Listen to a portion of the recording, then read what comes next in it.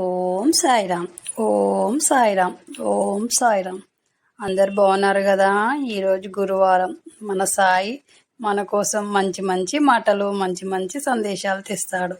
మనకు అవి విన్నా కొద్దీ వినాలనిపిస్తుంది. ఎంత బాగా చెప్తాడంటే ఆ మాటలు విన్న తర్వాత మనకి ఏ ధైర్యమైనా ఏదైనా మనం చేయొచ్చు, దేనికి భయపడాల్సిన అవసరం లేదన్నట్టుగా చెప్తాడు. అది నిజమే కదా సాయి చెప్పేది. కాబట్టి సాయి చెప్పే సందేశమైన మాటలైనా ఎంత బాగుంటాయో, మనకు ధైర్యాన్ని ఇస్తాయి. లక్ష్మీపరంగా కూడా మనకి ఎంతో ధైర్యాన్ని కూడా మన సాయి ఏం చెప్తున్నాడంటే, కొంతమంది ఎదుటి వాళ్ళతోటి ఉండే ప్రవర్తన, ఎదుటి వాళ్ళతోటి మాట్లాడే విధానము వల్ల వాళ్ళకు జరిగే తప్పులు, వాళ్ళకు జరిగే పరిస్థితులను చెప్పబోతున్నాడు. కొంతమంది ఏం చేస్తారంటే ఎదుటి వాళ్ళను వాళ్ళ తప్పు లేకున్నా దూషిస్తారు. నువ్వు ఇది చేసావు అని వాళ్ళ ముఖం మీదే చెప్తా ఉంటారు. వాళ్ళు చేయలేదు కాబట్టి వాళ్ళు ఏమంటారు, నేను చేయకున్నా నా మీద తప్పులు వేస్తున్నారు కాబట్టి నేను మౌనంగా ఉండిపోతా అని వాళ్ళు మౌనంగా ఉంటారు.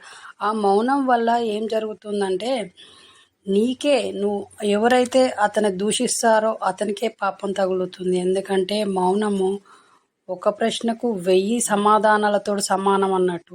కాబట్టి ఎదుటి వాళ్ళని దూషించడం మానేసి మన జాగ్రత్తలో మనం ఉండాలి. మనం ఎట్లుంటానం అనేది తెలుసుకోవాలనేదే సాయి సందేశం. అందుకే ఎదుటి వాళ్ళని అనకుండా ఉండడము, ఎదుటి వాళ్ళను మనం ఏమనకుండా ఉండడం ఉంటే చాలు. ఎందుకంటే ఎవరి సమస్య వాళ్ళది, ఎవరి మాట వాళ్ళది.